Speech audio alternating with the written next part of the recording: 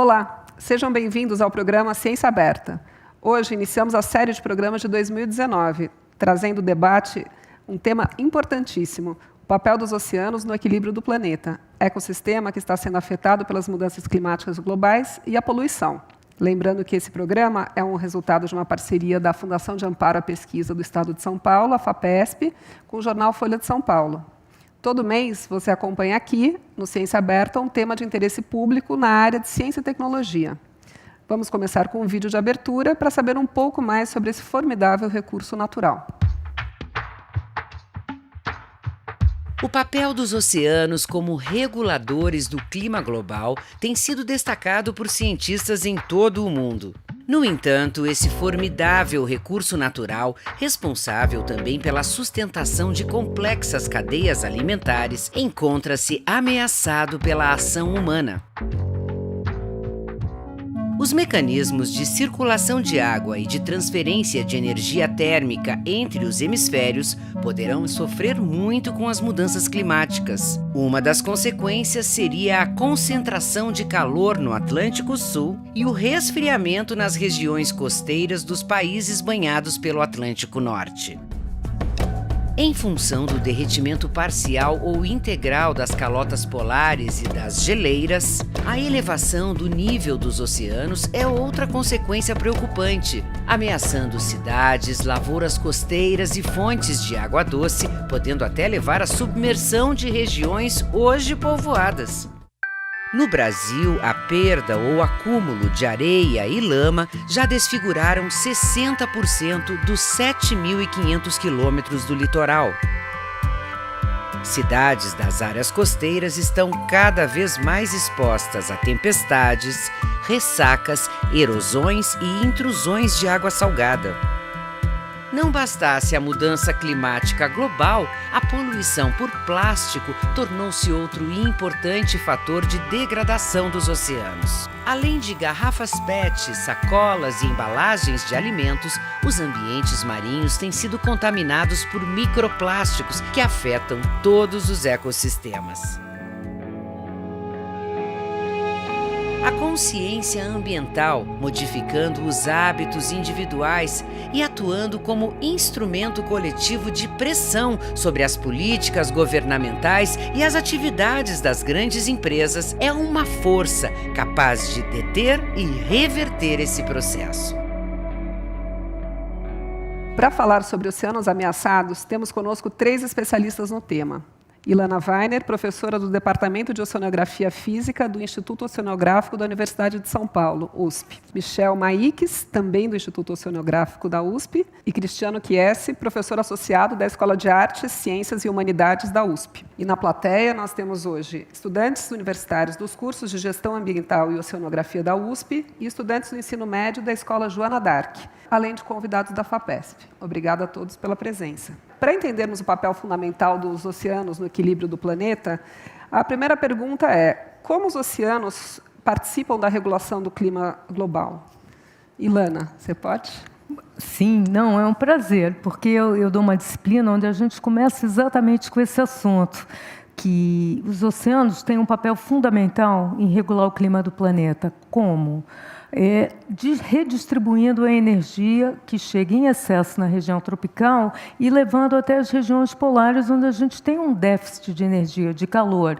Então, como é que isso funciona? O Sol, né, o nosso Sol, que é a fonte de energia para o planeta, está iluminando, está emitindo a radiação e calor, que chega muito nos trópicos, a gente acaba tendo um excesso, e nas regiões polares a gente acaba tendo um déficit. Então, os oceanos, e junto com a atmosfera, funcionam no sentido de redistribuir esse calor. Então, eles funcionam como um ar-condicionado do planeta, levando calor para as regiões que estão frias e trazendo de volta as correntes frias, o frio para onde está muito quente. Então, essa circulação é fundamental para a gente. Então, a circulação é, vamos dizer, o principal papel do oceano na regulação de clima? Sim, essa circulação, que é profunda, leva muito tempo, que está levando o excesso de calor para as regiões de déficit e trazendo de volta. E essa transferência de calor, ela tem consequências, Cristiano?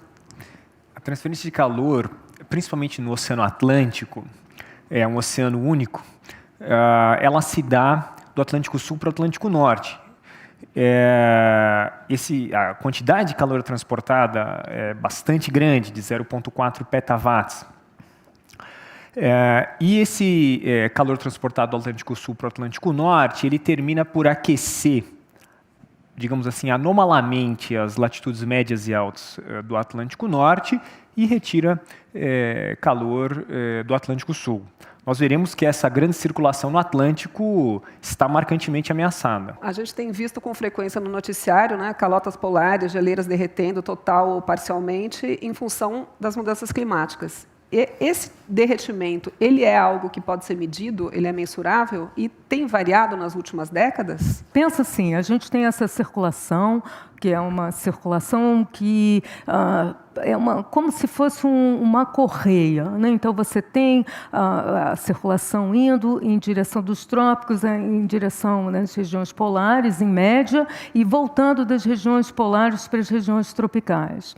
Agora, como é que funciona? Quando chega lá nas regiões polares, a atmosfera, ela retira calor do oceano, você acaba tendo formação de gelo, e com essa formação de gelo, você acaba tendo o sal sendo desprendido, a água fica muito densa e vai até o fundo do oceano e você tem a corrente em direção contrária, que foi lá no fundo, fria, e voltando e subindo até a região tropical.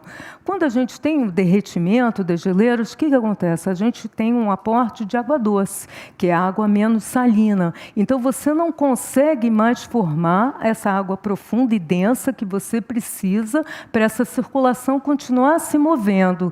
Consequentemente, o oceano acaba sendo menos eficiente para redistribuir o calor. E esse é o grande problema. Quanto mais água doce, quanto mais aporte dessas geleiras forem para as regiões polares, onde elas estão, eu não estou falando das geleiras continentais, menos eficiente vai ser o oceano em redistribuir o excesso de calor da região tropical para os polos e vice-versa. Michel? Não, você perguntou também do nível dos oceanos, né? Sim, é possível medir variações no nível dos oceanos. Eu não falei disso. Na verdade, é possível medir para diferentes pontos da Terra, né? A altura dos oceanos, e isso tem sido acompanhado no globo inteiro, né? E é possível reconhecer, para esse período histórico, esses últimos, para o século XX, em algumas áreas, né, efetivamente uma subida do nível do mar, né, que a gente sempre considera uma subida relativa do nível do mar, porque, na verdade, nós temos outros fatores além do próprio derretimento das geleiras. Nós temos, inclusive, fatores dos continentes se movimentando, gerando um nível que é relativo, né? Mas, independente de qualquer coisa, existem medidas já de décadas ou talvez de século já que indicam uma subida do nível do mar efetiva, né? Quais são as evidências de que isso está acontecendo? Quer dizer, é medido e a gente tem evidências para acompanhar, e quais são as estimativas de que isso continue acontecendo? Olha, no último século, a elevação do nível do mar já atingiu 19 centímetros. A taxa de elevação dos últimos anos é de mais ou menos 3,2 milímetros por ano. O 5º relatório do painel intergovernamental de mudanças climáticas, que nós chamamos de IPCC, ele projeta, no melhor dos cenários, ou seja, o cenário mais otimista, de que em 2100 nós teremos no mínimo 30, no máximo 60 centímetros de elevação. Esse cenário, infelizmente, ele não será atingido. Nós não temos a menor chance de atingir esse cenário. Nós atingiremos algum cenário um pouco mais pessimista ou bastante mais pessimista. O cenário mais pessimista que esse mesmo 5º relatório trouxe indica uma elevação de 50 centímetros a 100 centímetros, 1 metro de elevação até o final desse século, chegando no final do século com uma taxa de elevação de 8 a 16 milímetros por ano, portanto, bastante superior aos 3,2 milímetros que nós temos hoje. Agora, é importante mencionar que, quando do fechamento desse 5º relatório, em 2013, a compreensão e a representação do degelo das calotas polares nesses modelos era muito incipiente, extremamente incipiente. Outros modelos semi-empíricos, que não tentam simular cada um dos processos associados ao derretimento das calotas polares, indicam valores já bem mais altos, chegando a 1,6 metros de elevação ao final do século. Se não bastasse, alguns artigos muito recentes, 2018 e 2019, que serão contemplados no próximo relatório do painel intergovernamental de mudanças climáticas, tiveram uma outra abordagem. Falaram, olha, se nós estamos com tanta dificuldade de simular cada um dos processos associados à dinâmica dessas calotas de gelo, e de fato isso ainda é mal representado nos modelos, muito mal representado, então vamos tomar uma abordagem semi-empírica, uma abordagem distinta, na qual nós não vamos tentar simular cada um dos processos. E essa abordagem semi-empírica indica valores ainda superiores a 1,6 metros em 2100. Eu queria só aproveitar e então fazer uma provocação à plateia. A próxima vez que vocês forem à praia, cheguem no nível da água e olhem, não em direção ao mar, mas olhem em direção à terra e coloquem a vista de vocês para dentro do continente. E aí vocês terão uma ideia grosseira, né, qualitativa, da onde no próximo século, da onde em 2100 o nível do mar estará no lugar da praia em que vocês estiverem. Mas uma das questões que sempre se coloca é que grandes variações no nível dos oceanos não é novidade, né? Já aconteceram em diferentes épocas da história do planeta. Então, para a gente ter uma ideia de como que isso aconteceu, como era a linha costeira dos continentes banhados pelo Atlântico no final da última glaciação, por volta de 20 mil anos atrás? Tá, bom, então, em primeiro lugar, a gente precisa entender que sim, o clima da Terra muda, e sim, o nível dos oceanos muda sempre, né? Para que vocês tenham uma ideia, 120 mil anos atrás, o nível do mar no litoral brasileiro estava numa altitude equivalente a 8 metros acima do nível atual. Então, se vocês saírem de São Paulo em direção ao litoral, é como se vocês chegassem no alto da Serra do Mar, olhassem lá embaixo e já praticamente vissem a praia, tá? Ou seja, toda a Baixada Santista estaria coberta de água. Por outro lado, no último máximo glacial, mais ou menos 20, 21 mil anos atrás, o nível do mar se encontrava 120 metros abaixo do nível atual. Então, se vocês fossem para o litoral, no caso, se vocês fossem em direção a Santos, vocês ainda teriam que andar 200 quilômetros para chegar à praia, né? E uma coisa que é importante, depois desse máximo glacial, o nível do mar subiu de novo, e em 5.600 anos atrás nós tivemos um outro nível do mar alto, no qual o nível do mar chegou a 4 metros acima do nível atual. Então, quer dizer, é uma dinâmica que engloba aí, nesse caso, alguma coisa entre o nível mais baixo e o nível mais alto, alguma coisa como 130 metros de variação vertical do nível do mar. No entanto, se você me permite claro. uma adição, uma confusão que nós temos que evitar é, então, o seguinte raciocínio. Ora, se o nível do mar variou tanto, e efetivamente variou, como o Michel explicou muito bem, no passado, em taxas de, no caso da última deglaciação, 12 milímetros por ano, porque ele subiu 120 metros em 10 mil anos, 11 mil anos mais ou menos, isso resulta em 12 milímetros por ano. Hoje nós temos 3,2, ou seja, no passado, entre 20 mil anos e 10 mil anos atrás, quando o homem tinha uma pegada ecológica muito pequena no planeta, o nível do mar subiu 12 milímetros por ano, o que aparentemente é muito, efetivamente é muito. Então, a conclusão que nós temos que evitar é a seguinte. Então nós não precisamos nos preocupar com uma elevação de 3,2 milímetros por ano, e mesmo devemos eventualmente atribuir esses 3,2 milímetros por ano a variabilidade natural, uma vez que a variação do último máximo glacial até o início do Holoceno foi decorrente dos processos naturais da Terra. Esse raciocínio está errado, porque naquele momento nós tínhamos processos atuando, processos muito bem conhecidos, a deglaciação estava acontecendo na Terra, né? Por isso, grande derretimento das calotas de gelo. E hoje nós não temos mais aqueles processos atuando, mas nós temos um outro processo atuando, que é emissões marcantes de gases de efeito estufa, que produzem aquecimento global e, por sua vez, derretem o que existe de calota de gelo.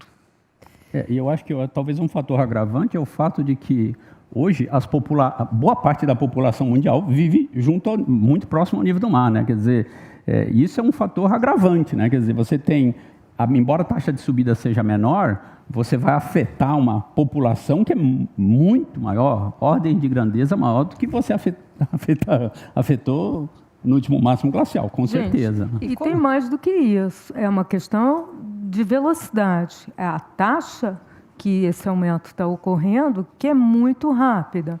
Mesmo tendo, né, do último máximo da última interglaciação, as coisas tenham mudado relativamente rápido, nos últimos 30 anos, essa taxa de 3,1, 3,2 que o Cristiano comentou, isso é uma coisa que ocorre desde 1993. Em 1900, a taxa era 1,7, 2 milímetros. Então, a partir de um determinado ponto, a taxa de aumento começou a ser muito rápida, é exponencial. Então, o que está acontecendo é como se a gente pegasse um interruptor de luz e começasse a manter essas mudanças. Elas são muito rápidas. Mudanças sempre existiram, mas agora a gente está alimentando o sistema com os gases de estufa e as mudanças estão ocorrendo numa taxa que a gente não tem tempo de se adaptar.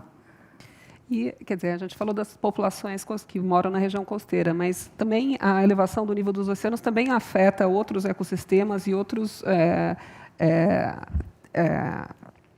os regimes, por exemplo, de água doce. A área litorânea tem a questão da erosão, quer dizer, tem uma série de... Sim, quer dizer, a elevação do nível do mar, ela implica numa migração do oceano em direção à costa, né? E nesse processo de migração, você está deslocando todo o ambiente. Então, por exemplo, onde você não tinha água salgada, água salobra, você passa a ter, né, se você subir o nível do mar. Então, para uma pessoa que vive próximo ao litoral e tem um poço e se serve desse poço, se você aumentar o nível do mar, você naturalmente está deslocando a água salobra para dentro do continente. Então, você vai, né, uma pessoa mais carente vai sofrer com isso.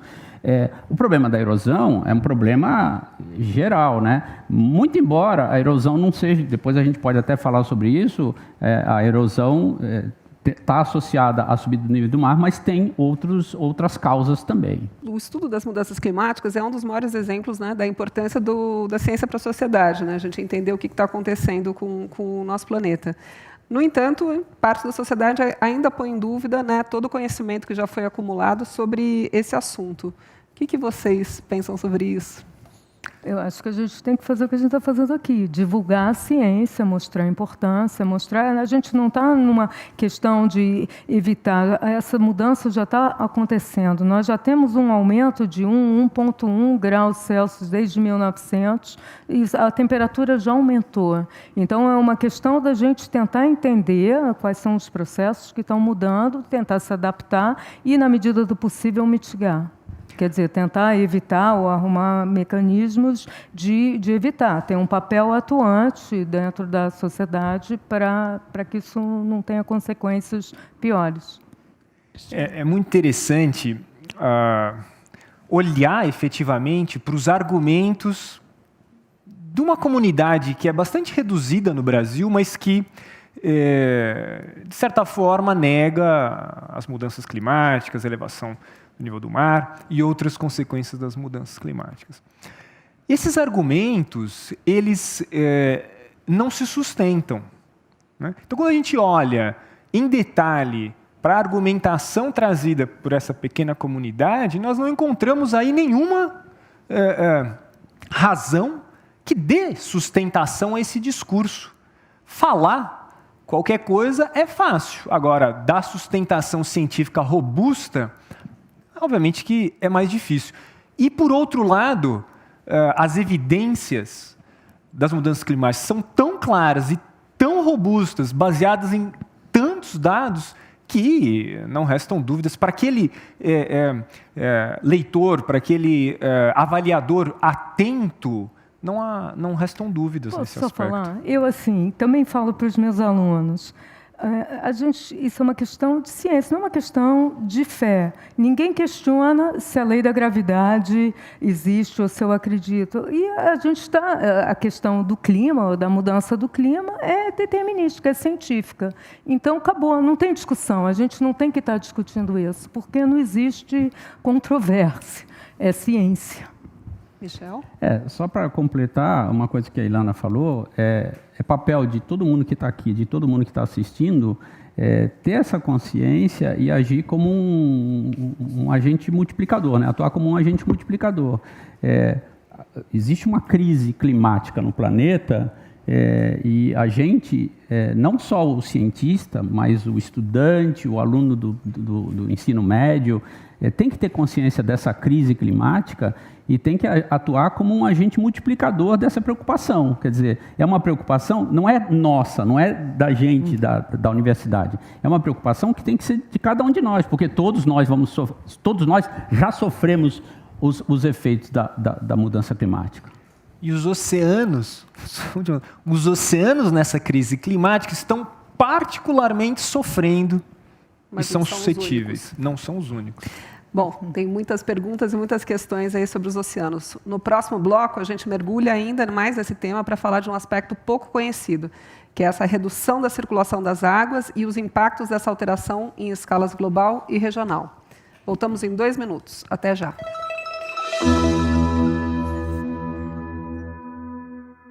Também devido às mudanças climáticas, a circulação de águas que leva calor do Atlântico Sul ao Atlântico Norte, como a gente viu no primeiro bloco, poderá diminuir quase pela metade, que também foi tema de uma reportagem da agência FAPESP.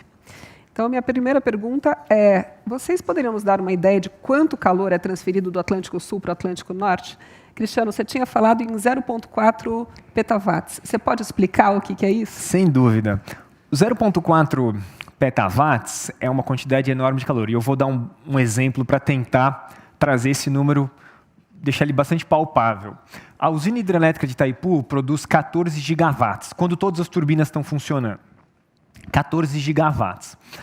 0,4 petawatts equivale a 285 mil usinas hidrelétricas de Itaipu.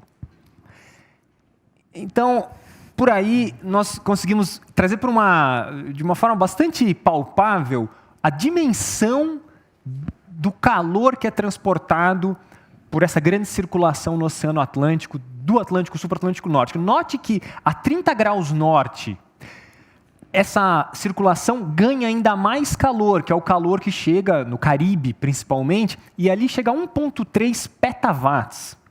Então, 3 vezes mais. Claro que aí já não é mais calor, entre aspas, roubado do Atlântico Sul, é calor do próprio Atlântico Norte.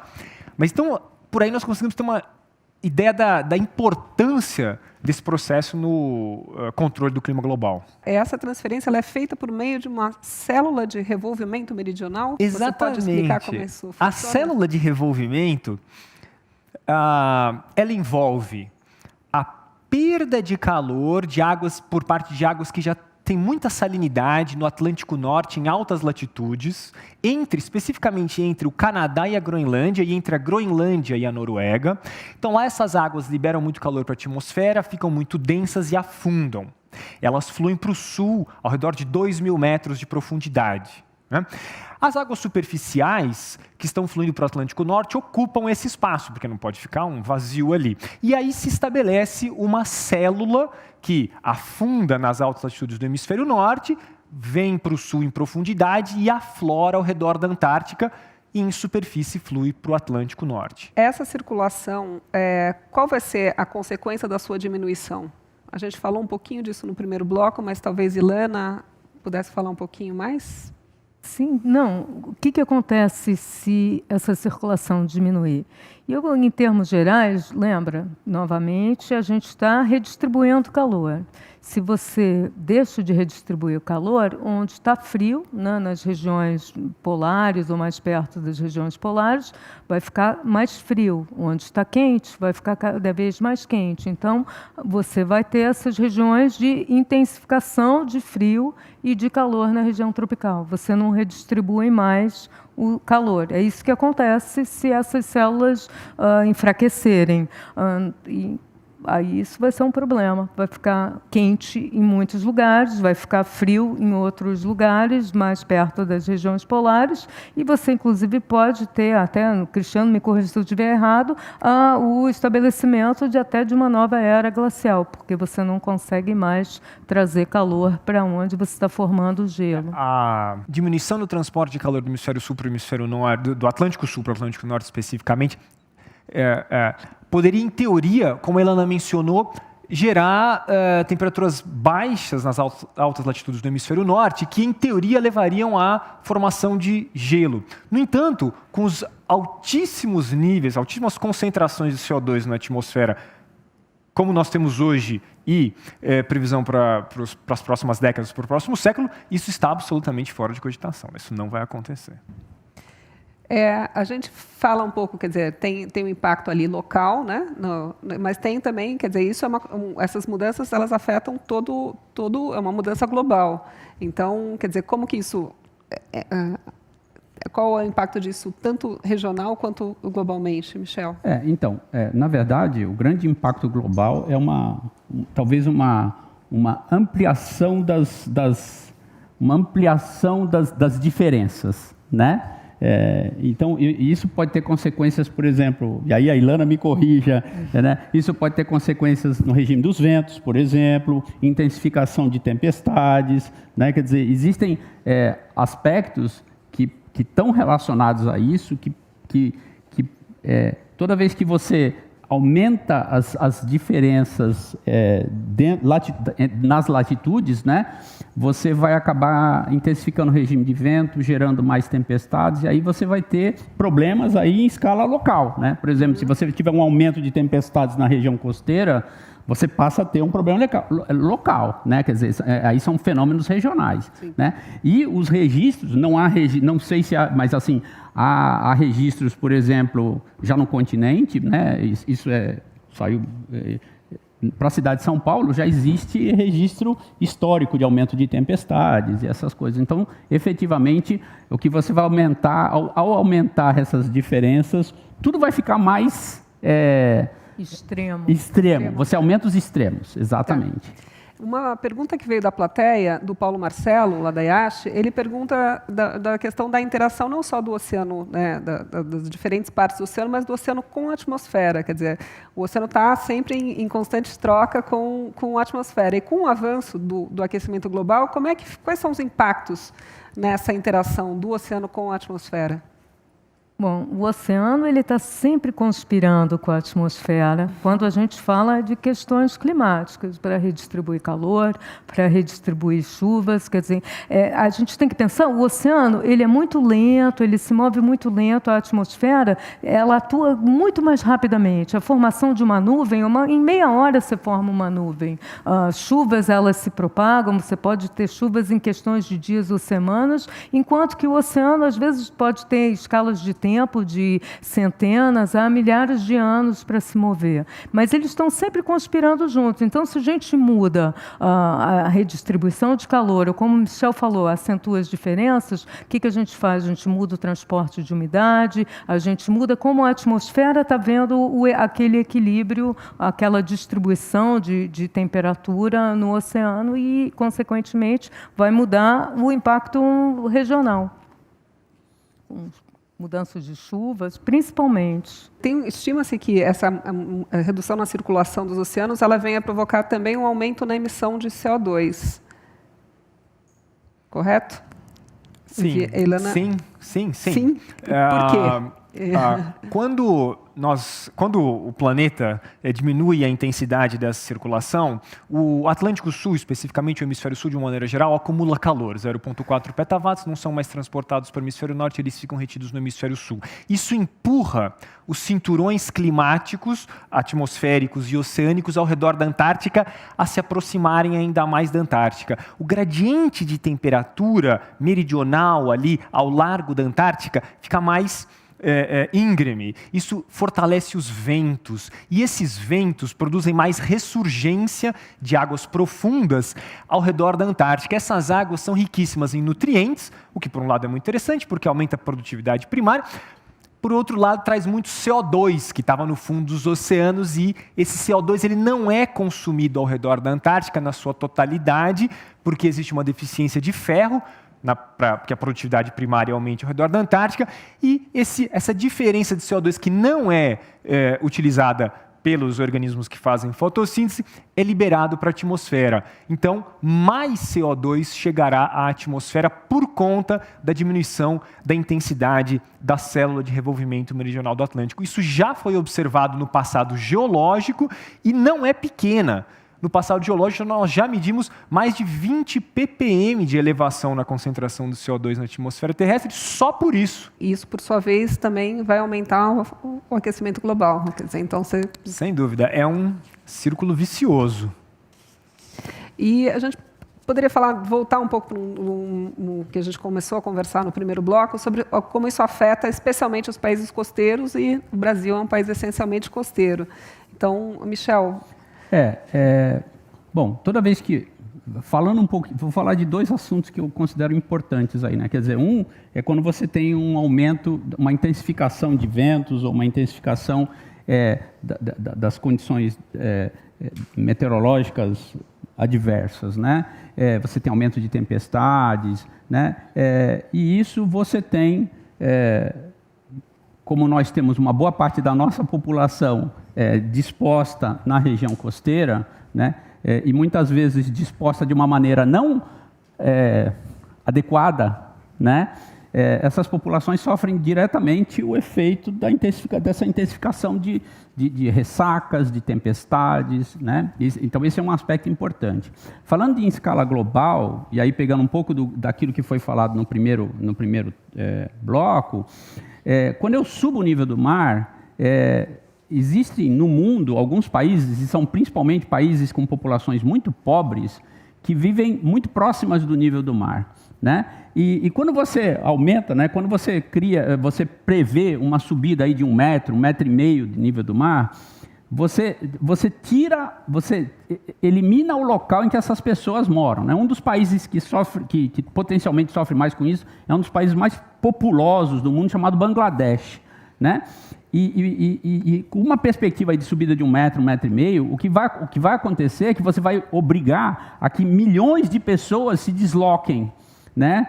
E isso é um problema social, quer dizer, não é só um problema, não é um problema, vamos dizer, ambiental, mas imaginem milhões de pessoas sendo obrigadas ao longo do tempo, né, ao longo de um tempo, de décadas, sendo obrigadas a se deslocar, às vezes não tem nem mais lugar no país, é obrigada a migrar para outro país. Então, são problemas sociais gravíssimos, né, com uma coisa que a gente nunca pensou, né? A gente só pensa assim, e daí? Subir do nível do mar não vai ter mais praia. Não, mas você corre o risco de deslocar milhões de pessoas no mundo. E isso é um fato social muito grave em escala global. E já existem políticas definidas, né, de mitigação ou adaptação para as cidades costeiras? O Brasil, que é um país com uma concentração tão grande de população no litoral, ele está preparado para enfrentar essa situação? Olha, aí é o seguinte, existe um aspecto que é importante, né? É necessário uma política de Estado. Política de Estado não é política de governo, né? Quer dizer, política de Estado é alguma coisa que seja perene ao longo de décadas, né? Infelizmente, no Brasil, particularmente, a gente vive muito mais em função de políticas de governo que ficam mudando a cada 4 anos, isso em nível municipal, estadual e federal, o que é ruim, né? Então, por outro lado, existem países, né, que têm uma preocupação muito maior, têm políticas públicas mais desenvolvidas, né? Imagina um país como a Holanda, por exemplo, que está no nível do mar, né? Ela precisa ter uma preocupação sempre, né? Ela precisa estar sempre preocupada com a subida do nível do mar, né? Então, assim, existem alguns países que estão muito mais avançados nesses aspectos, e principalmente num aspecto que é muito importante que a gente não falou, que é da ocupação da linha de costa, né? Muitas vezes, e a gente vê muito caso no Brasil, que a linha de costa ela é ocupada de uma maneira desordenada, de uma maneira não adequada, né? Então, isso é um problema sério, né? Isso é um problema sério. Por quê? Porque uma má ocupação da linha de costa, dentro de um quadro de mudança climática, vai trazer um agravamento de uma série de problemas sociais.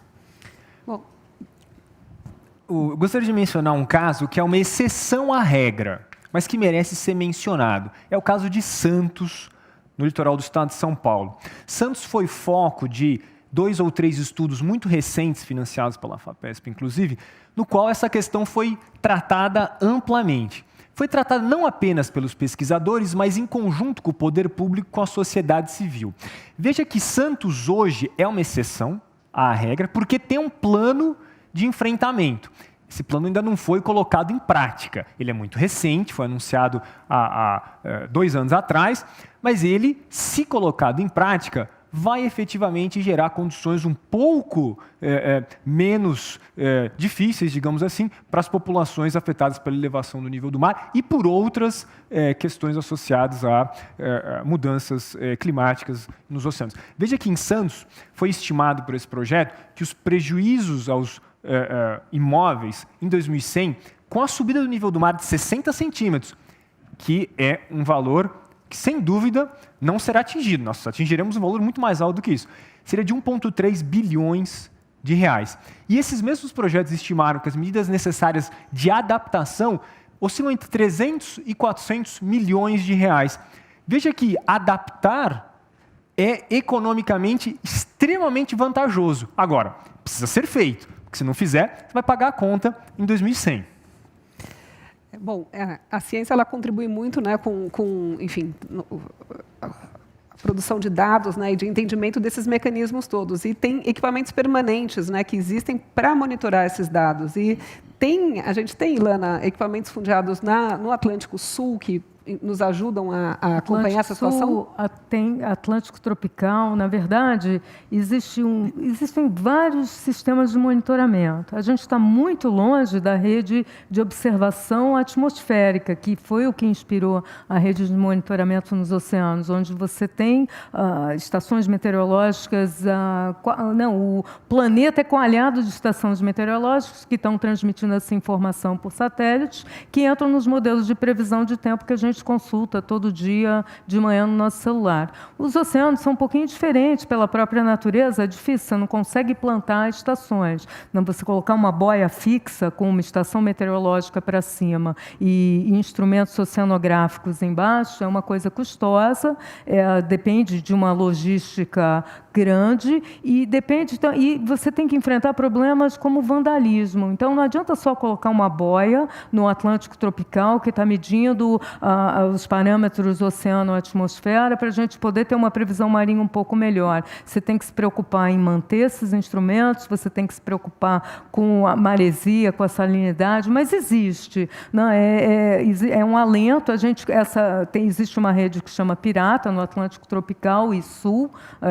Ela tem uma forma de um Z invertido, ela vai pelo Equador, aí depois ela desce um pouquinho no Atlântico Sul do Leste, vai um pouquinho no Atlântico Norte e no Oeste. E essa rede foi inspirada em outra, no Pacífico Tropical, que é uma rede que chama TAO, Tropical Observing Array, no Pacífico, que nos dá a possibilidade de tentar prever El Niños. E El Niños é um fenômeno climático de interação oceano-atmosfera que tem um impacto global. Todo mundo já ouviu falar em El Niño, esse ano vai ser El Niño ou não, e isso implica em mais chuvas aqui, menos chuvas ali, e inspirado nessa rede de monitoramento, a gente estendeu isso para o Atlântico.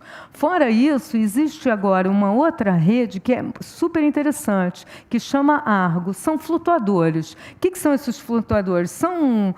Parece um míssil desse tamanho, mas eles têm lastro, você lança eles de um navio, eles estão medindo temperatura, condutividade, e eles afundam até uma profundidade que você determina, vão derivando, e nessa deriva, nas correntes, eles vão coletando dados de salinidade, temperatura, tem alguns que coletam até dados biológicos. Depois de um determinado tempo, normalmente uma semana, 10 dias, eles voltam para a superfície, transmitem isso por satélite e vão para os centros oceanográficos que agora estão começando a tentar fazer essa previsão nos moldes das previsões atmosféricas.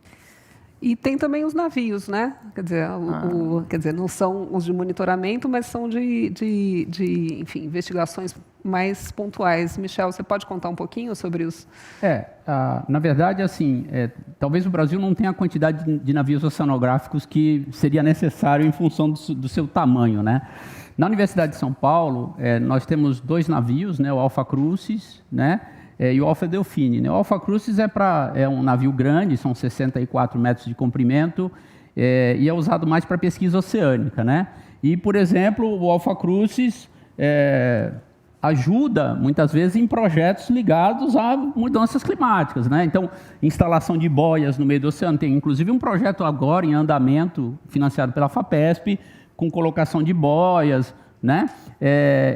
E o Alfa Crucis, como ele é um navio multiuso, então ele permite a gente obter dados não só para mudança climática, mas também para variações paleoclimáticas, né? Então a gente faz sondagens no fundo do oceano, tira uma coluna de sedimentos e a partir dessa coluna de sedimentos a gente extrai informações, seja biológicas, seja químicas, dos materiais, e aí a gente consegue reconstituir o clima, reconstituir a oceanografia. Isso o Cristiano pode falar muito melhor do que eu.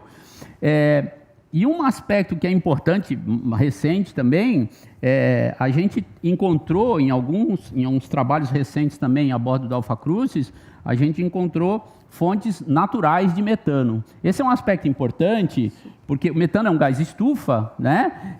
Mas que ele é produzido pela atividade industrial, né, de combustíveis, mas também é um gás que existe naturalmente no sedimento, né?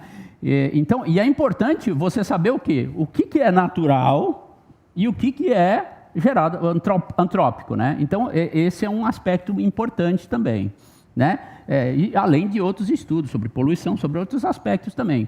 O Delfine, ele é um barco menor, tem uma capacidade menor e ele é mais destinado à área costeira, mas os dois são navios equipados para todo esse tipo de trabalho. Vou terminar. Um comentário rápido. Com base nessas sondagens coletadas por esse tipo de navio, nós reconstituímos, por exemplo, que no passado, no momento de interrupção dessa grande circulação do Atlântico, o aumento de temperatura na costa aqui do estado de São Paulo foi de 2 graus Celsius. Isso é bastante intenso. As chuvas no Nordeste aumentaram de maneira impressionante, fazendo com que a erosão na bacia, por exemplo, do rio Parnaíba, uma das principais bacias de drenagem do Nordeste do Brasil, a erosão fosse tão grande que a taxa de sedimentação ao largo dessa bacia ficou superior à taxa de sedimentação ao largo da bacia amazônica, bastante maior em tamanho. A gente vai terminar esse bloco com uma última pergunta da plateia, que é do Pedro Augusto Galo Silva, que pergunta qual seria, caso aconteça, o primeiro oceano a acabar no planeta. Da maneira que o mundo está, em quanto tempo a água dos oceanos pode acabar? Bom, a água dos oceanos... Eu tenho uma notícia boa, né? Não vai acabar, né? Na verdade, numa escala, oceanos, eles, entre aspas, desaparecem, né? Numa escala de tempo geológica, né? Nos processos de movimentação das placas tectônicas, né? Uma coisa, por exemplo, e aí não é uma bacia oceânica, né? Daqui a alguns milhões de anos, o Mediterrâneo vai desaparecer, por exemplo. Tá? Não é um oceano, é um mar, mas que ele vai desaparecer porque você tem a placa da África se deslocando contra a placa da Europa, né? Na verdade, o Mediterrâneo ele é a lembrança de um mar mais antigo, né? Mas, assim, os oceanos acabam... Primeiro que não é que vai acabar a água. Na verdade, eles acabam sendo comprimidos pela movimentação das placas tectônicas. Tá. Mas essa escala de tempo é uma escala longa. Não, são centenas de milhões de anos. Então, para 2100, o que nós temos que nos preocupar não é que a água vai acabar, mas que vai ter muita água nos oceanos, o nível do mar subindo. Bom, então vamos para mais um breve intervalo e no próximo bloco a gente vai falar sobre poluição marinha e tomada de consciência.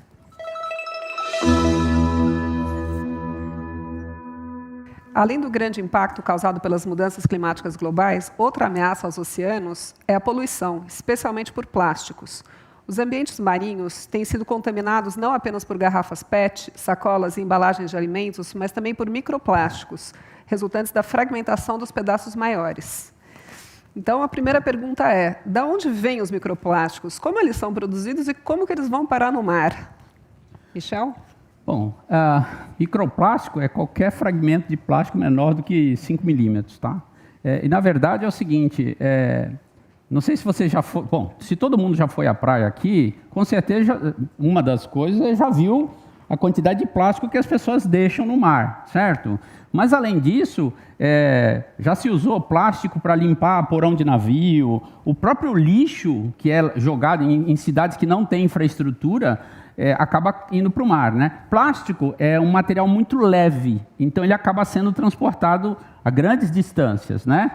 Então, muitas vezes, acredito que vocês já devam ter ouvido falar de ilhas de plástico no oceano, certo? Hoje, se você chegar no meio do mar e passar uma rede, a quantidade de plástico que você vai pegar, de fragmento grande e de microplástico, é enorme. Então, assim, todos nós que já usamos plástico e não dispusemos esse plástico de maneira adequada, todos nós já contribuímos com plástico para o oceano. O Cristiano tem um número de quanto que a gente contribui por ano para esse plástico. A população global contribui com 8 milhões de toneladas por ano para os oceanos. Não quer dizer que é o consumo de plástico, quer dizer que é o que chega nos oceanos por ano.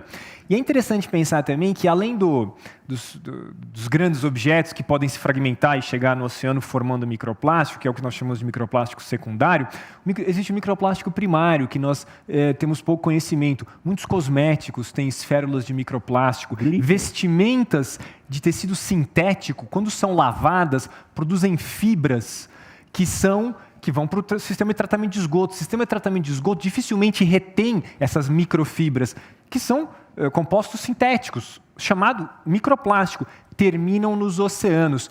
Pneus, quando rodam no asfalto e se desgastam, por isso que a gente, de tantos em tantos mil quilômetros, troca os pneus do carro e dos ônibus e dos caminhões, o desgaste produz fibras de microplástico.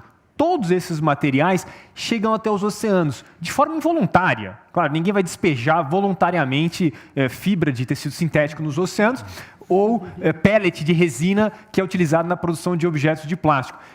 Mas águas pluviais, efluente e estação de tratamento de esgoto, descarte inadequado, termina por levar esses materiais até os oceanos.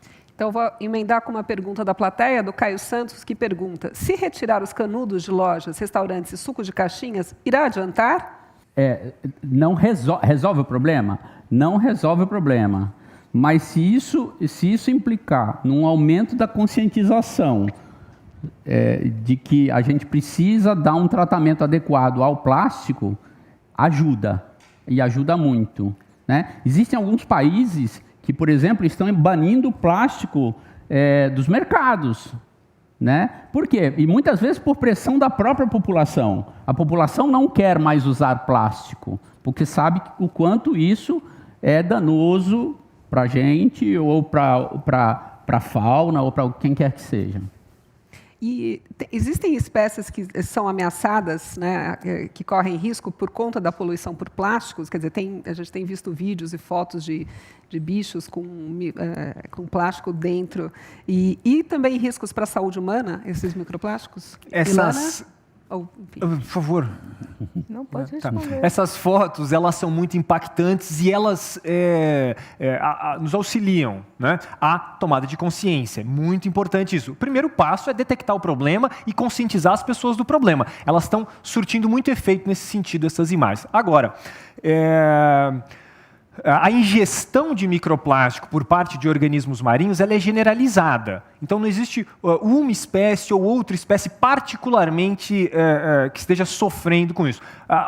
De maneira geral, todas as espécies na base da cadeia trófica dos oceanos estão sofrendo com isso. Não estão sofrendo apenas com as partículas de microplástico, estão sofrendo também com metais pesados e pesticidas que se aderem a essas partículas de microplástico e são ingeridas junto com o microplástico. o ser humano, obviamente, que também sofre. Ele está no topo da cadeia alimentar e ele, obviamente, também sofre. Ele consome frutos do mar, ele consome pescado e tem uma chance aumentada, conforme a poluição de microplástico nos oceanos do planeta aumenta, de consumir mais microplásticos. E note que nós não estamos apenas preocupados com os metais pesados, com os agrotóxicos aderidos, mas sim com compostos aditivos colocados aos plásticos durante a sua fabricação para aumentar a sua durabilidade, para proteger contra raios ultravioleta, que esses são compostos sabidamente, alguns deles carcinogênicos, né? Afinal de contas, esses plásticos não foram feitos para ingestão humana, né?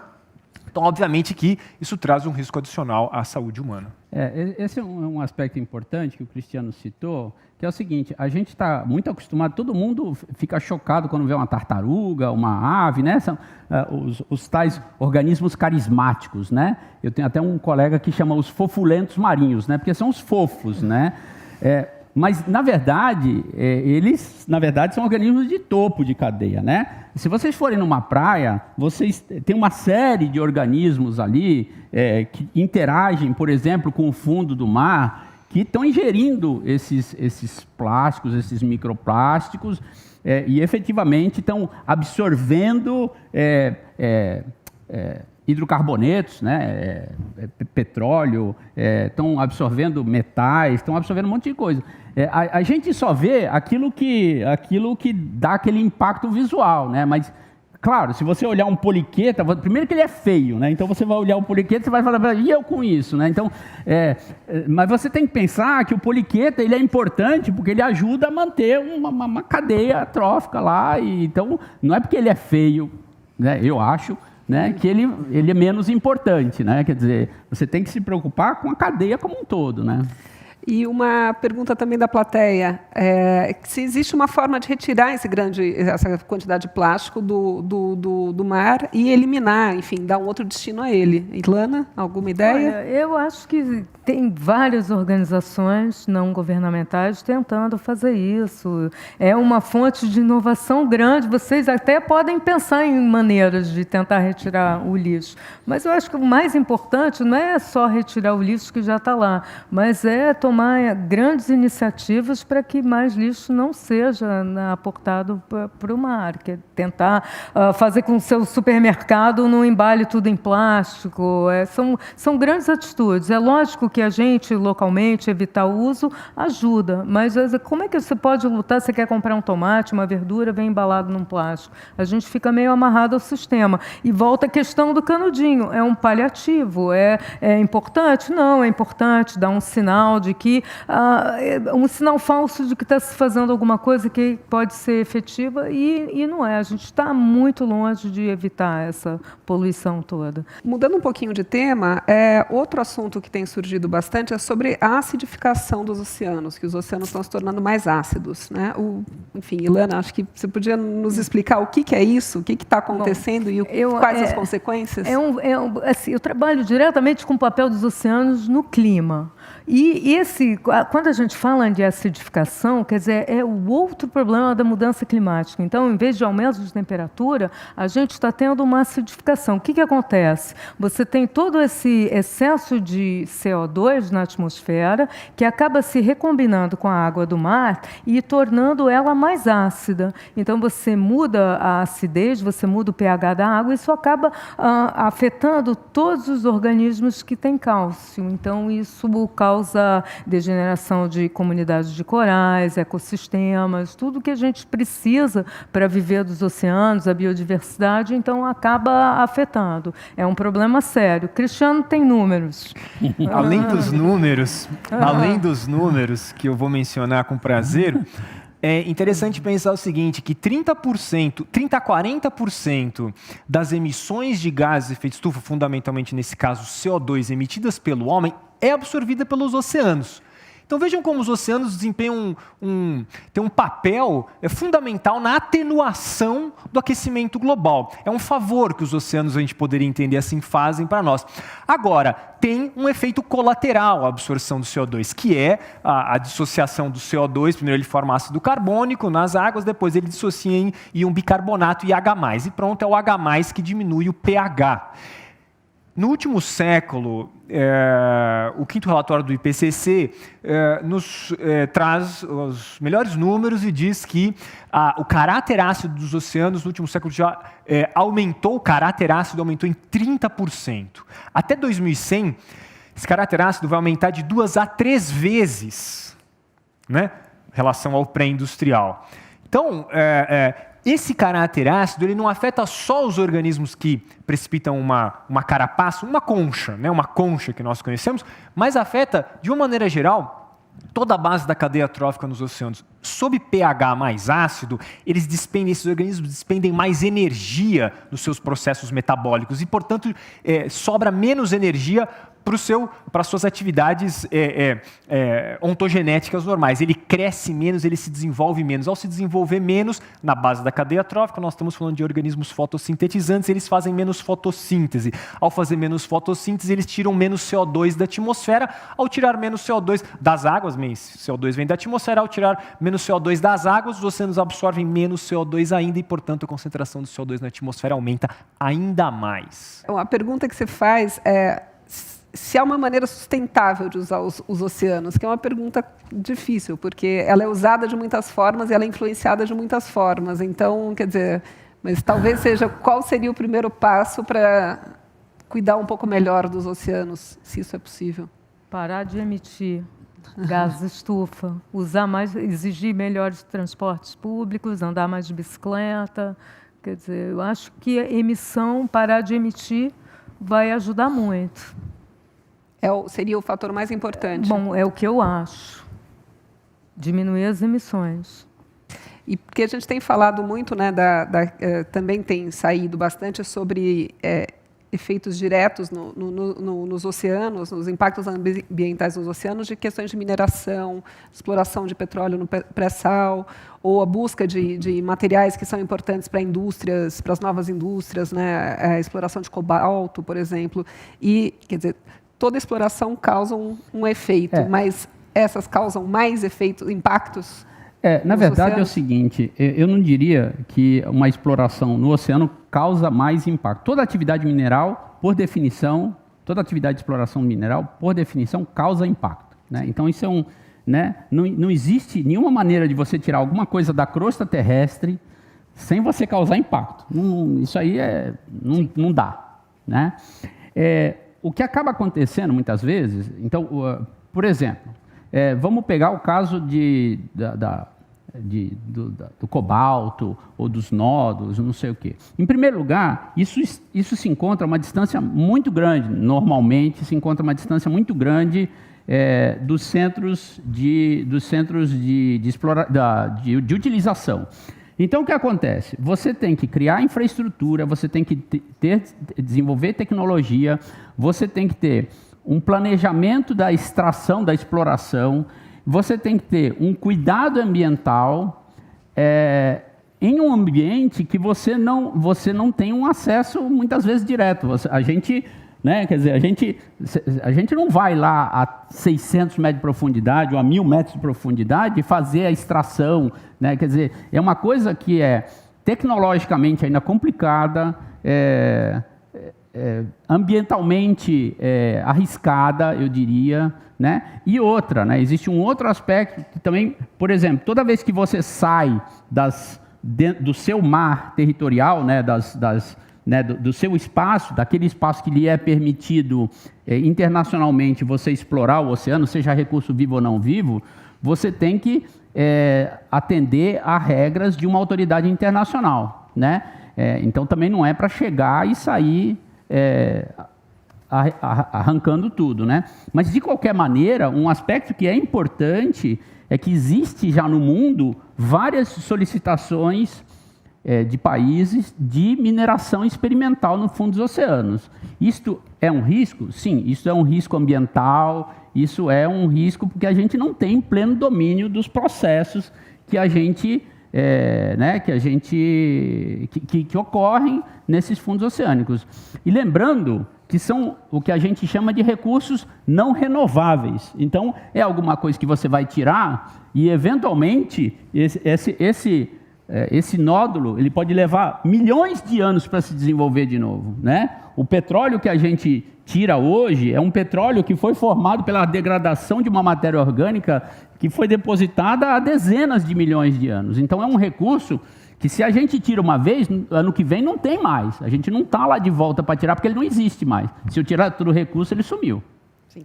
Mas impacto ambiental, mineração, tudo mais, isso nos leva a uma pergunta que, enfim, que as pessoas têm, enfim, muita curiosidade de entender, é a gente pensar nos acidentes que teve em Mariana e agora, mais recentemente, em Brumadinho. Quer dizer, Mariana teve um impacto direto no oceano e Brumadinho a gente não sabe se vai ter o mesmo impacto ou não. Cristiano, você quer comentar? Sim.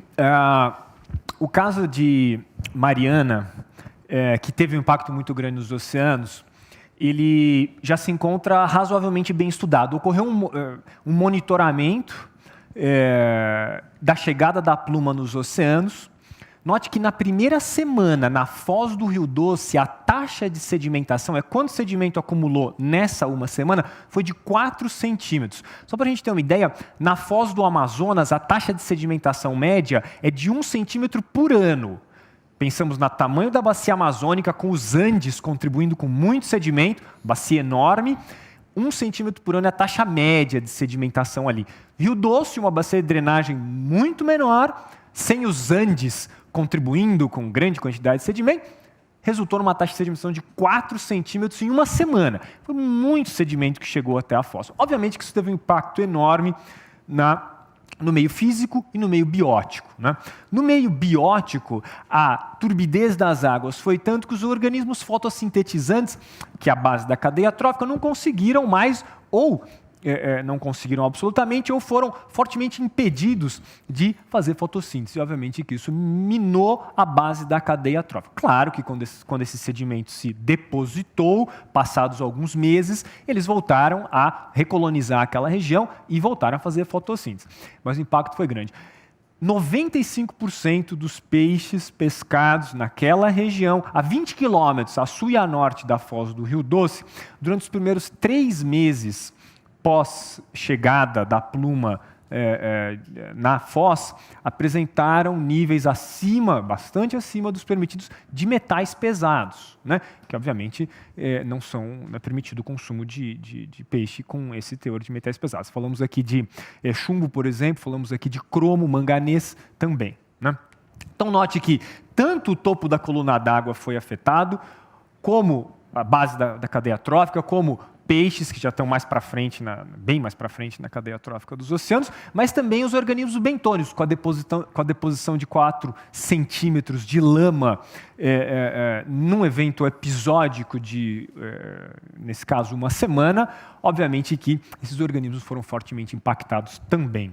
Eu queria pegar a deixa do Cristiano e comentar sobre um aspecto muito importante. Se vocês pensarem onde fica Mariana, no interior de Minas Gerais, mas que gerou uma catástrofe que correu por toda a bacia e chegou no oceano, né?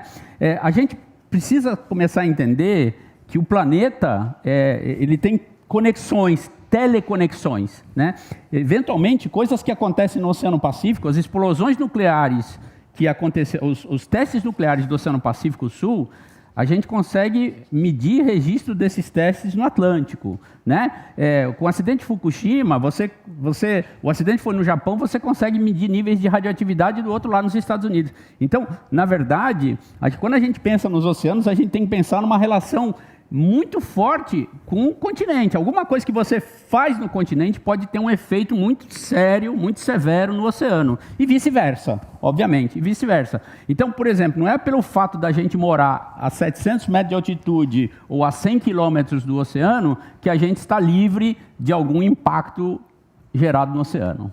O Cristiano falou rapidamente que, passado um tempo, os sedimentos, né, baixaram e pouco a pouco foi se recolonizando. Se as mudanças negativas que vão sendo feitas, se elas são reversíveis e também um pouco que a Ilana já tinha respondido antes, mas eu faço a pergunta de novo, que as pessoas, né, como cidadãos, o que as pessoas podem fazer para cuidar melhor dos oceanos? Então, só retomo a pergunta anterior. Eu não quero ser alarmista. Eu sou otimista, mas eu acho que quando a gente pensa que futuro que a gente quer, a gente tem que atuar para que esse futuro aconteça. Então, é possível reverter? Depende do que é reverter. A gente pode, talvez, tentar que as mudanças ocorram mais devagar. Existe uma inércia no sistema muito grande. Então, pode ser um objetivo que não seja possível reverter globalmente. Eu estou falando do ponto de vista global. A gente pode reverter o nível do mar? Quer dizer, num futuro próximo, eu acho que é impossível, mas a gente pode se adaptar e a gente pode atuar, o famoso logo, atuar localmente e ter um impacto global. E aí eu volto a repetir, usar transporte público, evitar plástico, tentar comprar coisas a granel em vez de já pré-embalados. Quer dizer, uma série de coisas que a gente ser menos carnívoro, ser mais vegano, vegetariano, quer dizer, procurar reforçar hábitos que sejam compatíveis com uma ideia de um ambiente melhor. Cristiano? Concordo com a Ilana, mas nós não podemos cair na armadilha de pensar que existe adaptação para tudo. Nós não podemos cair na armadilha de pensar que nada é irreversível. Estou me referindo às mudanças nos oceanos das quais nós tratamos nesse programa. Porque, dependendo da escala de tempo e dos recursos, não apenas financeiros, mas tecnológicos, e da vontade política e dos próprios cidadãos, na escala de tempo da vida humana, a maior parte desses processos não são reversíveis. Portanto, a minha sugestão é atuar fortemente para evitar que danos maiores sejam causados. Vale mencionar o seguinte, em relação ao nível do mar, se nós zerássemos as emissões de CO2 hoje, ainda por pelo menos 2 séculos, o nível do mar continuaria aumentando, e continuaria aumentando substancialmente, porque o nível que nós temos hoje não está em equilíbrio com a temperatura da atmosfera. Ele continuaria aumentando muito. Ou seja, essa questão é muito séria. Michel? Eu acho que obviamente, ninguém vai, do dia para a noite, abandonar os carros na rua, ninguém vai parar transporte aéreo, ninguém vai parar transporte marítimo, não é isso, Mas existem 2 coisas que são importantes. Uma é uma tomada de consciência individual e coletiva, esse é o único, não tem outro, Se isso aqui acabar, a gente acaba junto, então, uma tomada de consciência coletiva, de um respeito maior pelos oceanos e pelo planeta. E outro é usar tecnologia a nosso favor. A tecnologia é uma tecnologia como a Ilana falou, de meios de transporte menos poluentes. Quer dizer, existem várias coisas que podem ser feitas, se não para impedir, pelo menos para diminuir a taxa de crescimento. Hoje em dia, o nosso planeta é global. Hoje em dia tem uma série de questões ligadas aí a gente recebe influência de tudo, de todos os lugares. Os oceanos recebem influência de todos os lugares. Então, assim, a gente tem que usar tecnologia e a gente tem que ter consciência de que só tem esse, e que, como só tem esse, a gente tem que cuidar melhor. A gente não anda cuidando bem. Parar de emitir. Bom, infelizmente, o nosso tempo acabou. Eu agradeço muito a participação dos 3 pesquisadores aqui presentes, da plateia e de quem assiste a essa conversa sobre um tema tão importante nos dias de hoje.